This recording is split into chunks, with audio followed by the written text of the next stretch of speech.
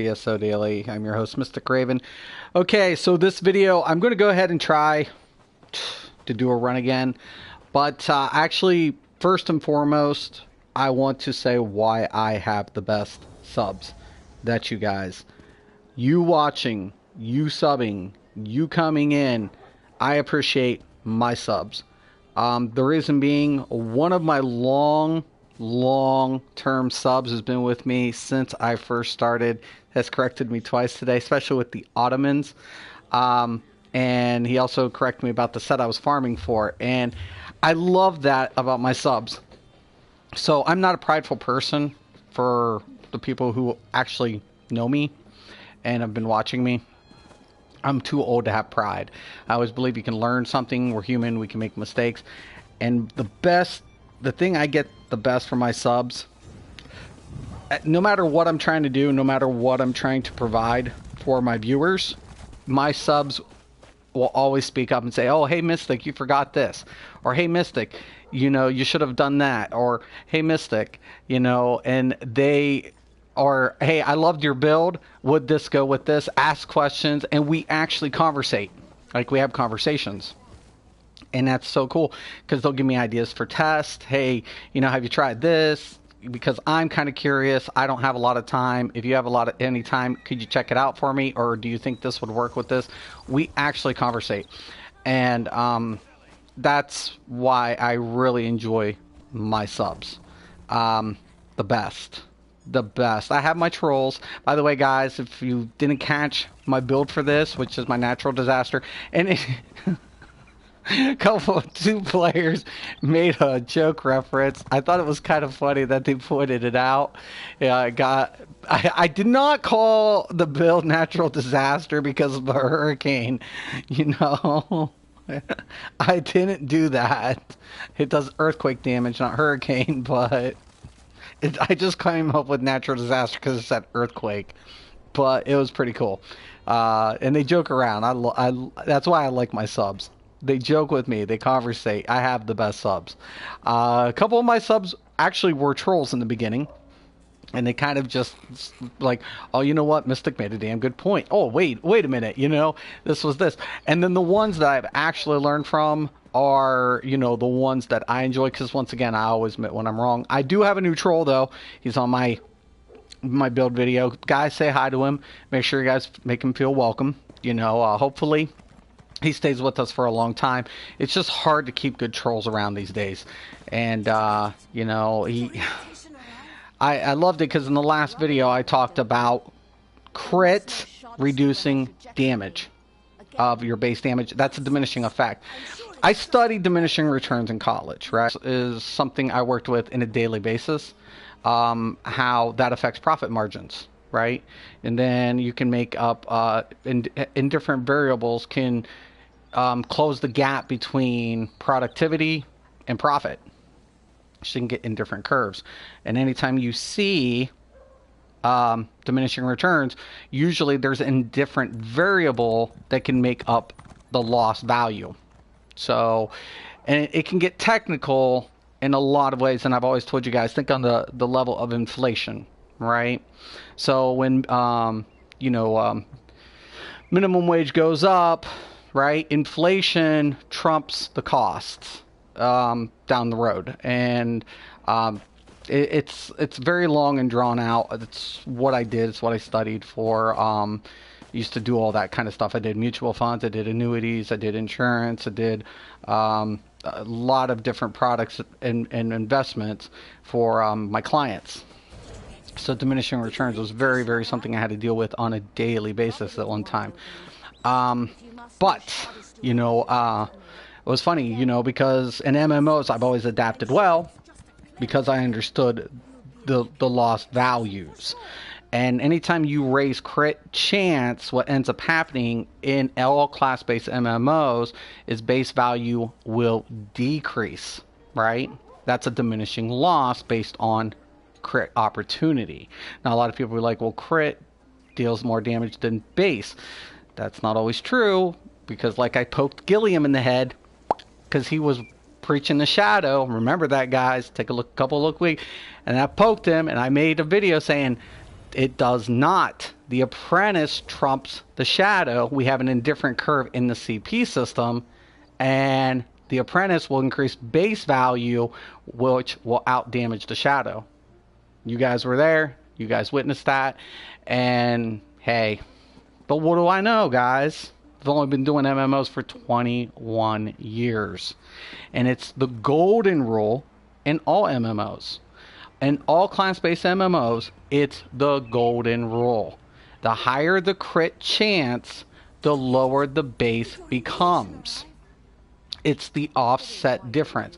So for PvP, it's the balancing of the equation is what it always was. So that's a diminishing effect. So because it offsets on one of your base damage values, and we always would tell people, you know, in progression MMOs, there's nothing you could do about it. You had to be aware of your rotation and your critical strikes, because the more your critical strikes hit for, your base damage would start suffering. So you'd burst up at the top end and you'd start trickling backwards for your parse. So that's how it would always go, where dot damage always started low, worked its way up in the top, and steadily evened out in the middle. And your sustained DPS would always climb higher than burst because it was sustained. And it was consistent DPS. So that's why we always tell people burst damage or crit damage will always proc up higher, but then it starts trickling because of base values. So, you know, I don't know, guys. I mean, I don't know. But I'm appreciative of all of you, because you guys challenge me, you guys conversate with me, you guys correct me, and I'm appreciative of every one of you, no matter what. Every day of the week. Best believe it.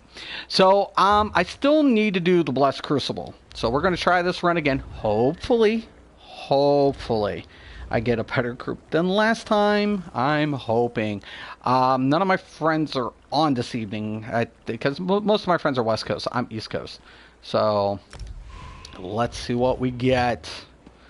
I'm really loving the build, though. The build is solid. Oh, and quick, you know, my one friend was telling me about the Ottomans, and he did correct me on that. I'm going to do a quick comparison and tell you that Ottomans still probably wouldn't be better. This is the reason being. Ottomans, for example, does have the crit. So they took away the health. They did the crit. Thank you. You know who you are for correcting me twice today, dude. You are the man. Love you, man. I love you. The stamina, weapon damage. But here's the deal. 386 weapon damage to all physical abilities, right? So, Sword Dancers is going to give me 440. So I'm going to get more from the Sword Dancers with this build than Ottomans. Also, Two Fang, it's on my other tune. Once again, it does scale higher than Spriggans, but it's momentum. It can drop off easy. I just like the consistency. If you would want to replace Spriggans with Two Fang, you can do that. Remember, at one time, Two Fang was best in slot. Well, not really, but they said it was. And that's what they rolled with. But Two Fang is still a good set. I just don't like the momentum. I like the consistent, you know, because once you hit past 18.2, can't exceed the difference. So, all right.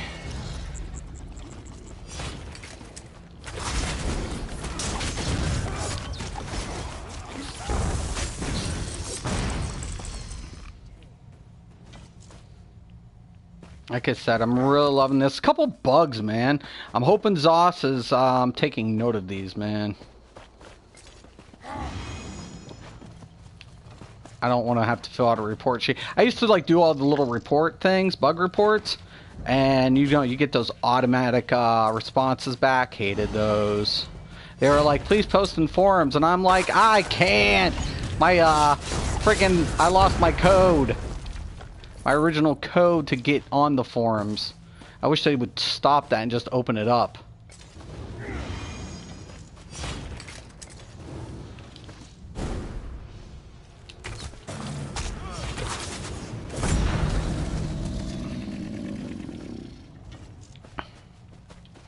Like I said, it's been a minute since I've been on my Stamplar. I love this build. I love this build. It's really nasty. The maces make up such a difference I mean, to me, that's the biggest perk to this. All of this was, going in and I knew, okay, my crit value is there, so I'm not going to need the daggers. My weapon damage is in my passives, so the only thing I got to look for is penetration. So I'm going to go ahead and take those maces, reduce it by 20%. Shit, you got me twisted. I'm going to take advantage of this all day, every day.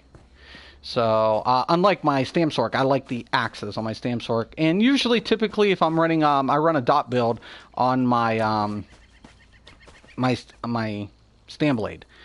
And for that purpose, I like axes too. I like to run up a lot of bleeds, a lot of dots. That's what that build's built for.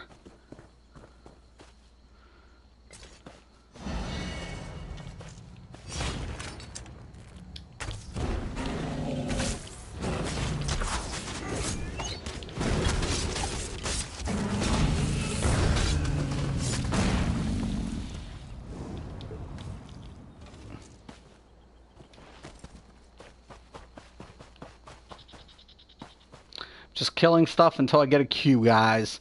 That's all I'm doing here.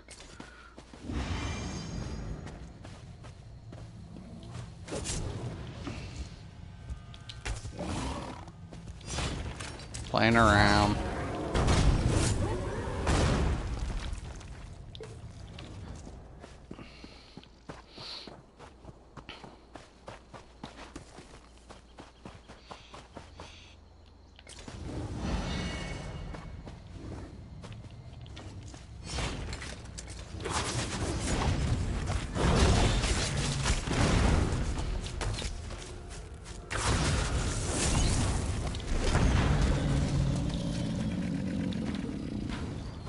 Big time difference if you kind of mess up on your rotation. Definitely can slow things down too.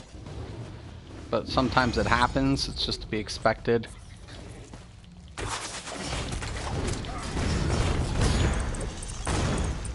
Especially if the power of light.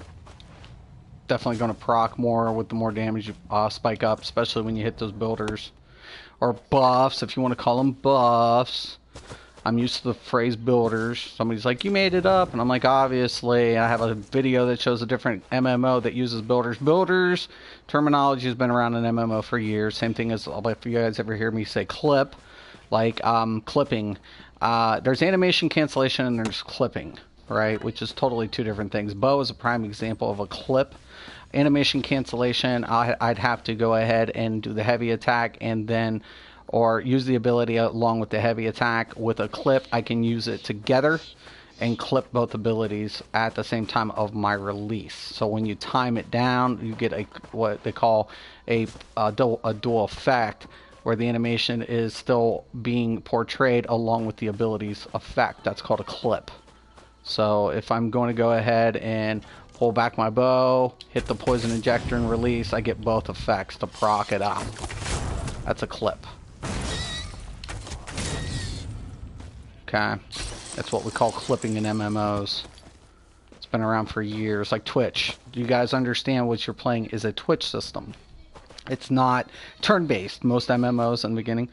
I think my granddaughter's here. I think my daughter just showed up. I heard a baby cry. I'm in the other room. Yeah, it's definitely my daughter. Unexpected. It's her day off. I mean, I can understand why she's here. She only lives like literally 2.5 blocks from my house. So as my daughter is out on her own, she is 20 years old, and I'm really proud of her. But luckily she just lives 2.5 blocks away. So anytime she needs something or wants something or just wants to stop and hang out with the parents, which is weird because as a teenager she never wanted to even be around us. she's close by. So, and that's my other daughter. I have all girls, by the way.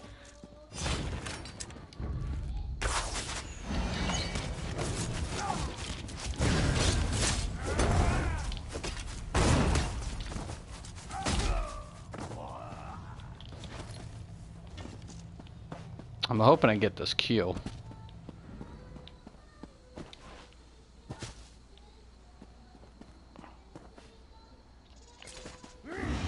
I have no idea, man. Don't ask me if you guys hear that.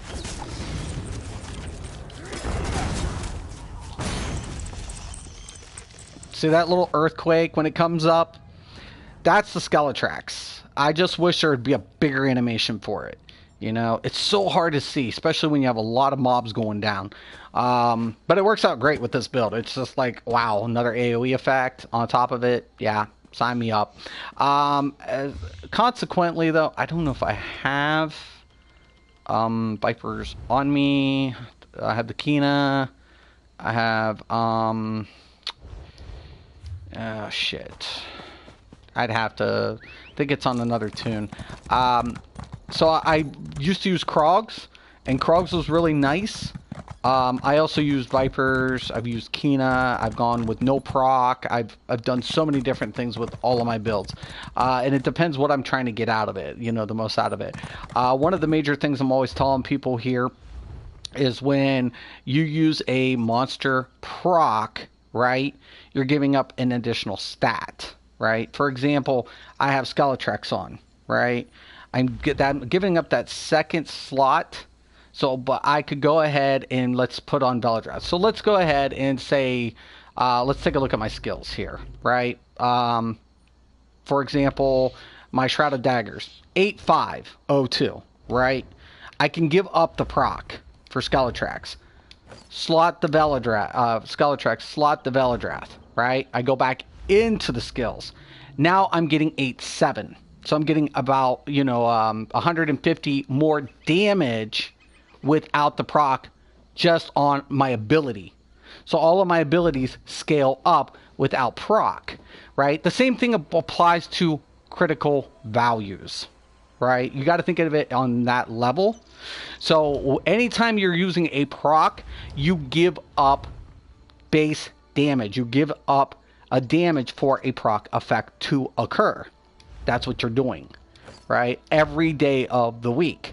Now, on a static set, that's why we always consider things, since we've done double stacking, and it's funny because I remember when we were first starting to do double stacks, and a lot of people were like, oh, they were still running the 5-3-2. And I'm like, no way, in how, I'm done with that. I don't do that because I run a static. And then, remember this, guys, for all my long-term, this is another reason I love my subs. Remember that. Remember when people were still running the 5-3-2? And we were starting to convert to double stacks sets. So we were running a static set, and we were running a proc set on the back end. We've been doing that for months. And Morrowind is when some of the other YouTubers finally caught on, like, oh my god, I need to get rid of this 5-3-2 setup. But we already knew. And diminishing returns, they just started catching on diminishing returns with Morrowind. So the double stack and the diminishing returns, they just started catching on in Morrowind. But we were doing it since 1 Tamriel. We were doing it for months. We knew about the DRs. We knew about double stacking with procs. I've covered all this long before most of the other tubers did. And it's funny to me because then I get their subs who come in, flying in, da la la la la la la. And it's like, listen, man, I've been doing this way before you even think of it. And matter of fact, one of my subs actually pointed out the rounded, wanted me to address the rounded differences. Because sometimes I get lazy and I'm just like, yeah, I got 2 or 3 points. You know, I wasn't putting into those penetration, those piercings and whatever. So I just kind of slotted it up, put it here, put it there, whatever. You know, as long as it wasn't too hindering on my build. But, you know, I was like, they make a good point. My sub made a damn good point. I should not ignore this because I have people who are dependent upon knowing this information. And it's because of you guys that I do address these issues. So I'm always thankful when you guys bring something to my attention as well. Because I don't want you guys thinking that I think I know it all. Because I don't. I'm human. I'm a real big asshole. Let's be honest here. Most of you guys know that. Most of my subs know I don't have a sensor. I am not. You know, I'm an old man. Literally, man. Seriously, I am an old son of a bitch. So, but So I don't have a censor. I just say how it is. People either like it or hate it or whatever. I don't really typically care. But, what I do here, like I said, in 20 years of MMOing, we all grew, like, you have to imagine we were, like, the MMOers that we are, the older generation, and what we grew up with, guys. Most of the first MMOers were Dungeons and Dragons board players or book players. And literally, if you guys ever played old school D&D, second edition, by the way, still rules. D&D second edition, yes. So, and if you were ever a DM or dungeon master, you would have to host, the part of the game for your friends who would make characters, and all the characters and classes were on paper and pencils, and you had books, and you had to do a lot of tedious math.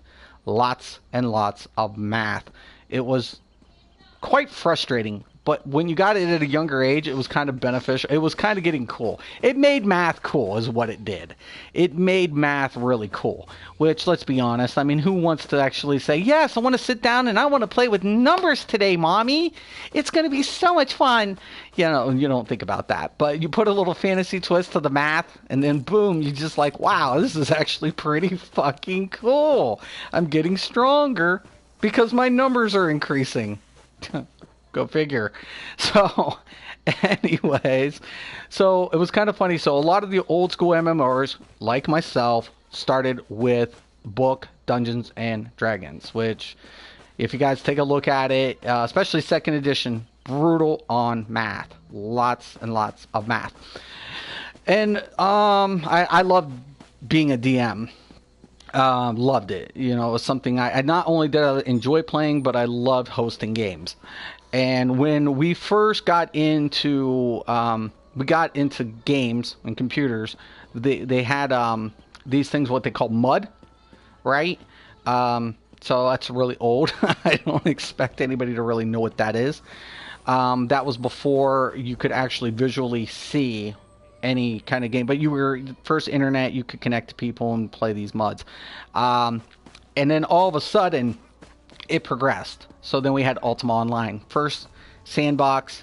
It was in 2-dimensional, wasn't even 3D, and we were running around, doing like our caps, because we had hard caps up to 100 points. So we'd have to do the skills, and the more we did the skills, the better we became at it. And then we'd have X amount into our pool, so we had to determine, okay, where am I putting my points at, and how am I making my build? Because anything went, kind of like any other, like what Elder Scrolls typically was up until ESO. So yeah, I had X amount of numbers, and you had to determine where you were going to slot those numbers at. And all of a sudden you just played, right? You just kept playing it, and it was in 2D, but at that time it was like the coolest thing, guys. It was the coolest thing, trust you and me. Then all of a sudden EverQuest came along and you were drawn into it, right? It was a 3D virtual fantasy world. Right? Only difference of it is not sandbox, class-based. So you had racial passives you had to take into consideration along with your class abilities, and you had to pay attention to, oh my god, yes, it was the first introduction later on into what we know as diminishing returns. So all of a sudden we had to do number crunching based on acquired gear, based upon abilities, and how we would be able to set up our rotation. So these were hidden numbers or secret values that we had to calculate ourselves. And then that was prior to add-ons or mods, because mods started trickling in when EverQuest became more and more popular, which took off right away. So all of a sudden we had all of these mods then, and our first parsers came out. And it gave us the tools that we desperately wanted to have to take a look at what we call static parse. So we would take a look at a top-end parse, and that was never good enough for us because we had to know the static value. And that was very imperative for us because those were the numbers that were consistent, right? There was no lost or increased or variables that would determine what our base was. So if our base was up at a higher percentage, we knew any other effect would increase based on static parse. So that's what we always looked for. You know, what's our static parse? La la la la. Then we had add-ons for boss mods and things like that, and things came along.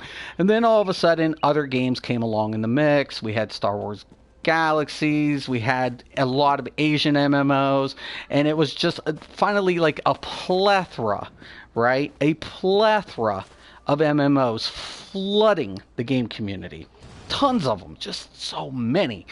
And you were drawn in which direction to go. Well, then Blizzard comes along and wants to go ahead and make an MMO based off of its popular strategy game, World of Warcraft.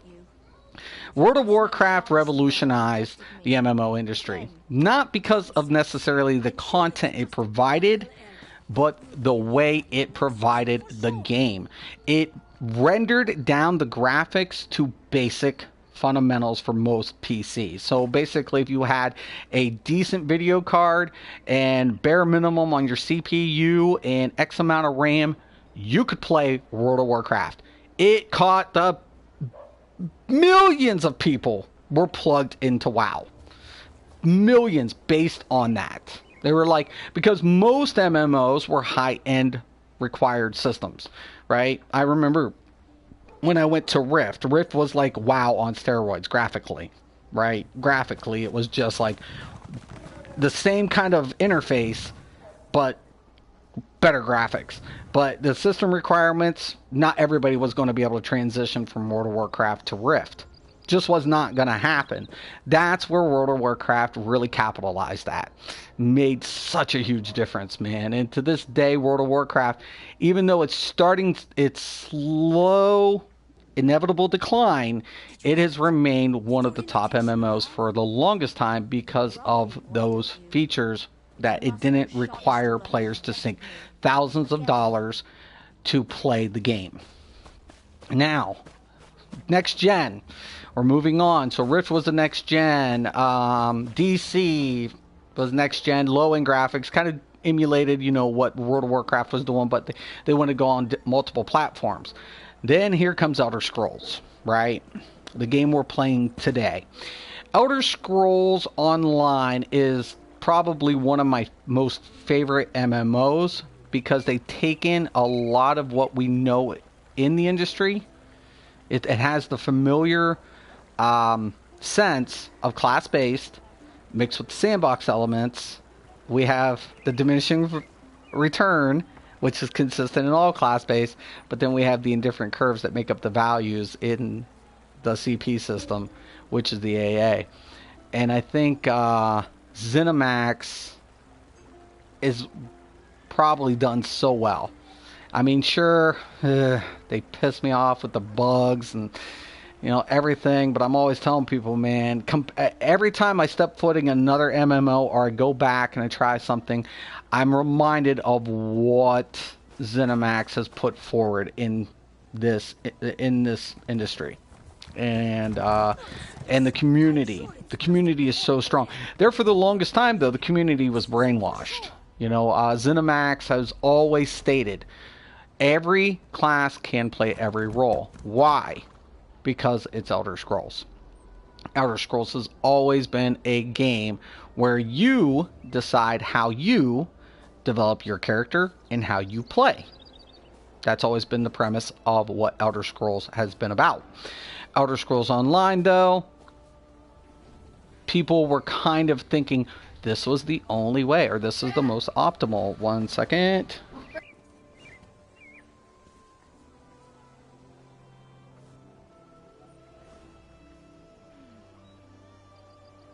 Okay, so I got a bunch of people in my house now.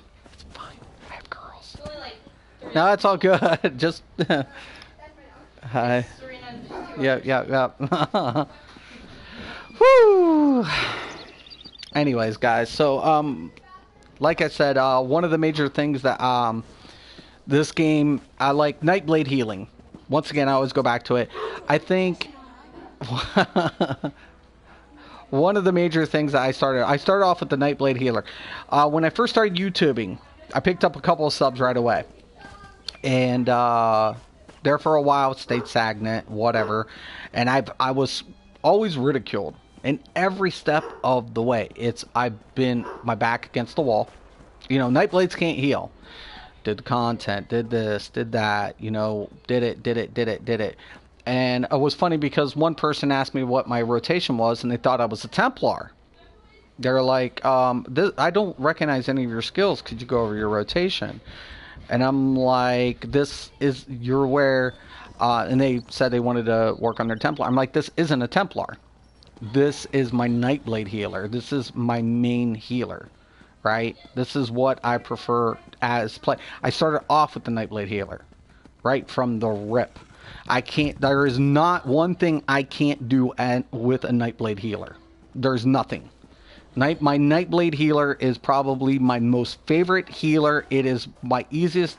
I know it backwards. I could heal blind with the Nightblade. I could heal blind with it. I'm just that proficient at Nightblade healing. But I tell people, I like my DK healer. I have 2 DK healers.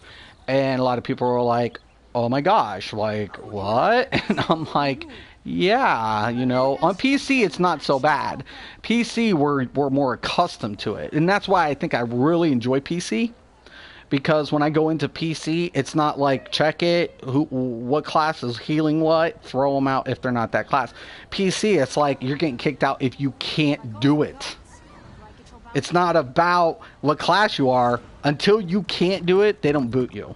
But if you can do it, they're like, fuck yes. And that's what PC players have. PC players have that mentality. I really enjoy it because it brings me back to what PC gaming is about. PC gaming, it's like, I don't give a shit what class you are, what your build is. At the end of the day, as long as we get it done, I don't care, right? That's what it's about at the end of the day for a PC gamer.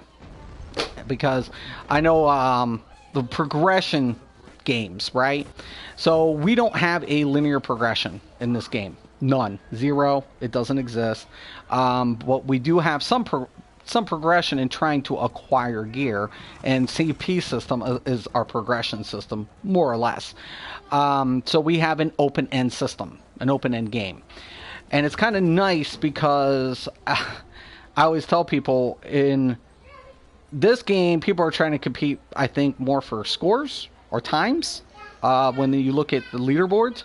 But in for linear progression, it wasn't about times. It was about server firsts. That was 1 second.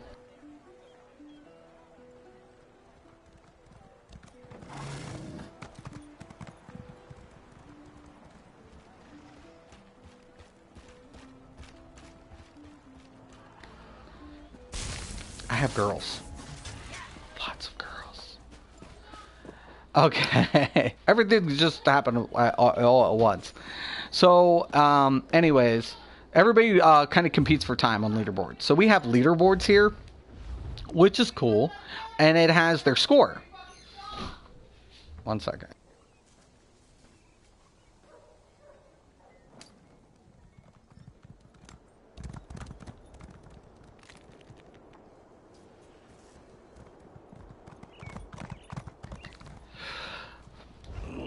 Girls. I'm the only guy. If you must know, Shadowstooler has rejected me. Again. Nonsense. I'm sure it's just a clerical error. You'll be in the academy next season for sure.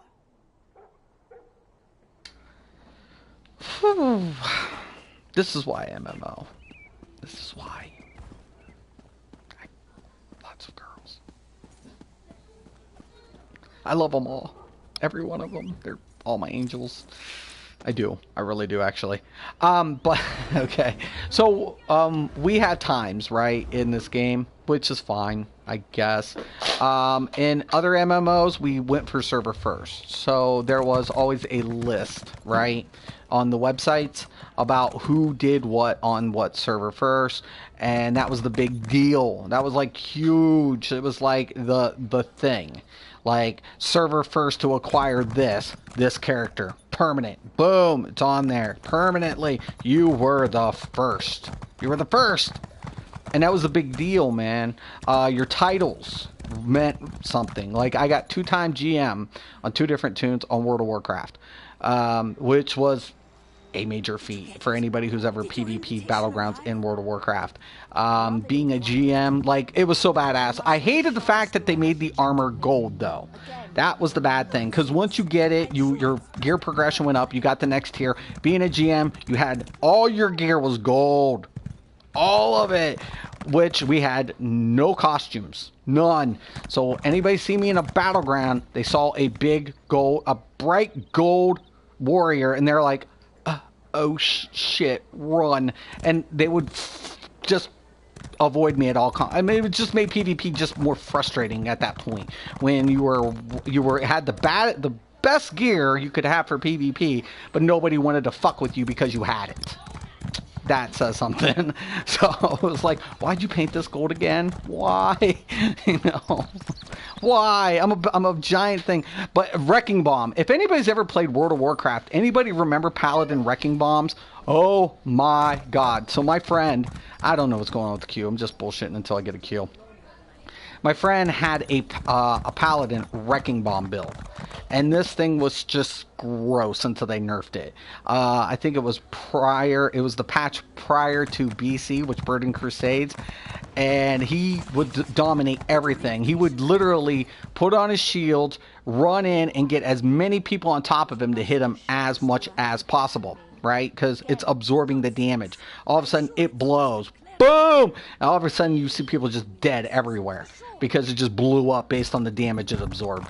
And it was just brutal. It was just nasty. It was the most nastiest, overpowered ability ever. Like, I wouldn't even want to fuck with Paladins, because I knew every one of them had that damn Wrecking Bomb. It was gross. It was completely gross. So, yeah. I recant the Wrecking Bombs. I never played Paladin PvP. I refused. That was the one thing. I refused to play certain classes based on popularity. That was one of the major things I never wanted to do. I always wanted to do something against the grain.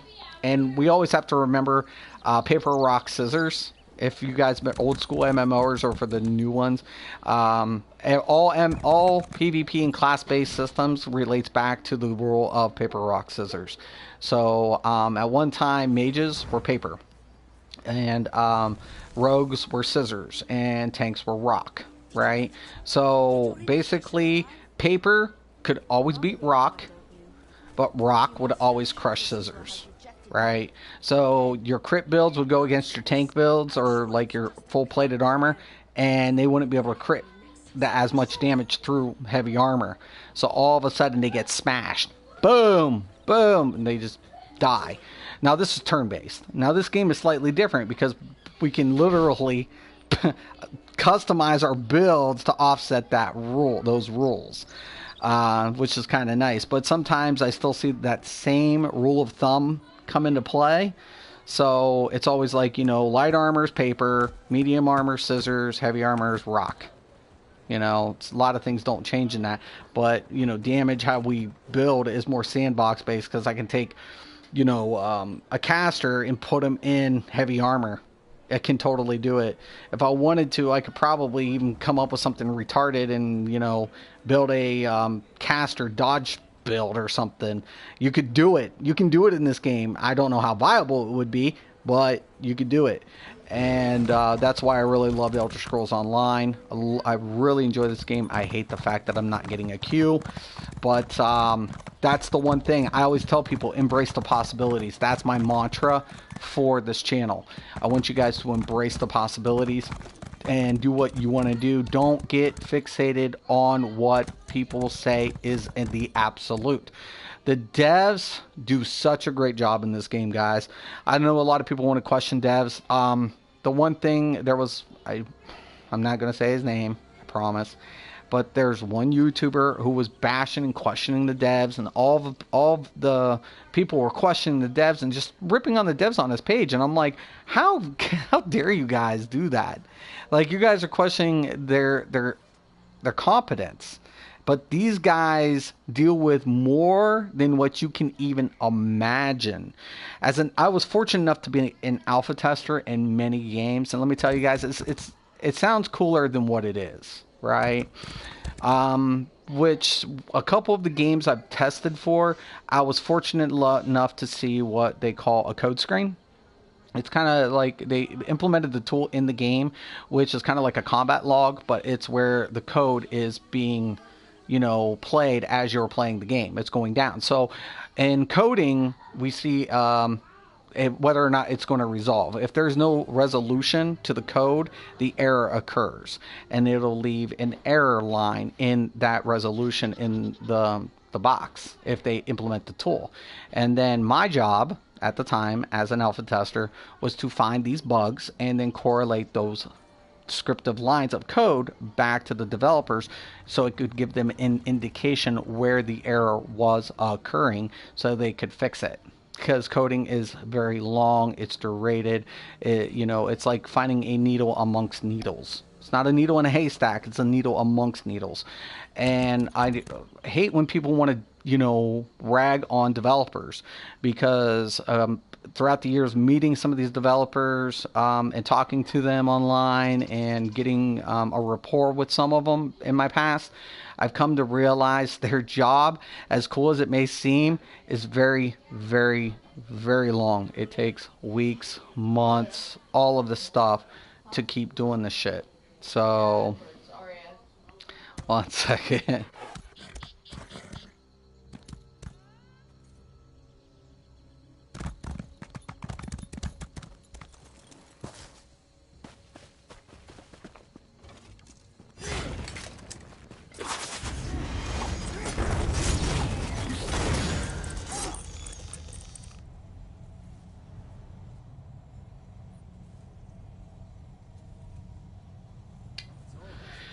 Did I ever tell you guys I have teenagers, except my oldest? It's the only one. One second.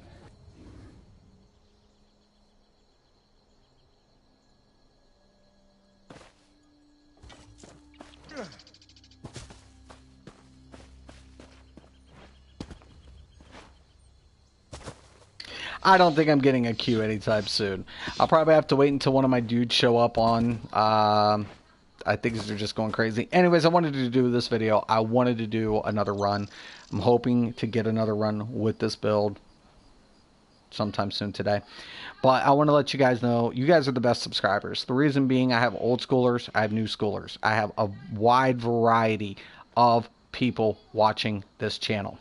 I have young people, old people, female, male, all sorts of people. All sorts. And that's what I love. I don't care what your background is. I care about, trying to help you. And I love it when you help me. It's just that simple, guys. Just that simple. You guys are appreciated. I want to thank you. And, if you guys ever wanted to go down memory lane with me, some of the old schoolers, I would love to do that. Some of the best experiences I've ever had wasn't necessarily in the real world. It was in the virtual world. And I hold on to those memories quite a bit. Some of my long-term friends from all over the world was ones I met online. And you guys are part of that family as well. So once again, I want to thank every one of you for subbing. I want to thank you for staying with me. I want to thank you for believing in me. And as always, have a nice day.